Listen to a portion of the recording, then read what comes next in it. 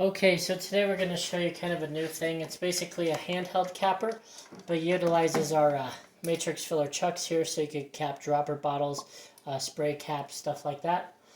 So to get started with this unit, it's going to be shipped like this. You'll have the capper and power supply, a few liners here for you, and of course your chuck that's made for your bottle specifications.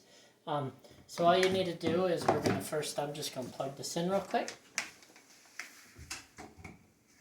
And then you have an on-off and a 36 volt, 24 volt. All that is basically your speed. So if you could see that there, you have a 36 volt, 24 volt. That's basically the speed it is. I technically just like it to run a little slower, so I run at 24 volts.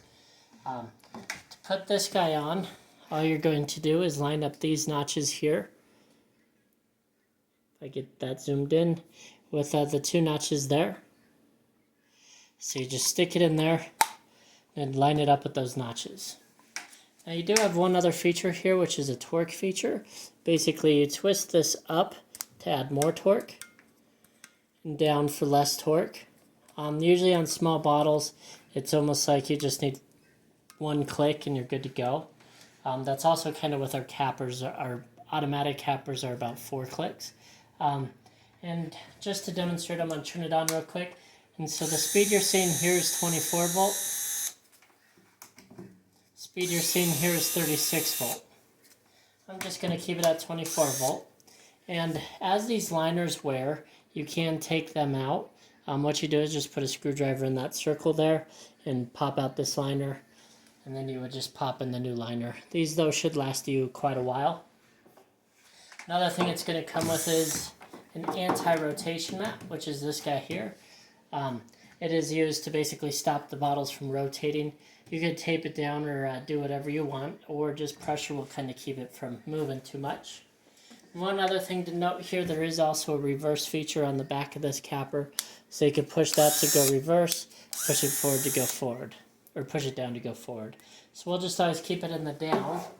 Now that all that's said and done, for capping your bottles with the droppers, I usually just like to give it a quick twist with the dropper just to get it started so you don't have any cross threads. Then when you're done with that, I typically use 2 hands, add some downforce, and just cap them up until it's, you'll see it click like that. That means it is using that torque setting there, and that's as much as it's going to cap, which is more than I can do with my hand. One other thing to note, if you do start getting a bunch of shavings from this guy coming off the bottle, or the bottle starts, you start breaking these ribs, that's just because you're using too much torque and you just want to drop this down a little bit. If you have any questions on our manual capper, please let us know, but these chucks we can custom build them to run any size dropper, any size spray bottle, or your standard cap.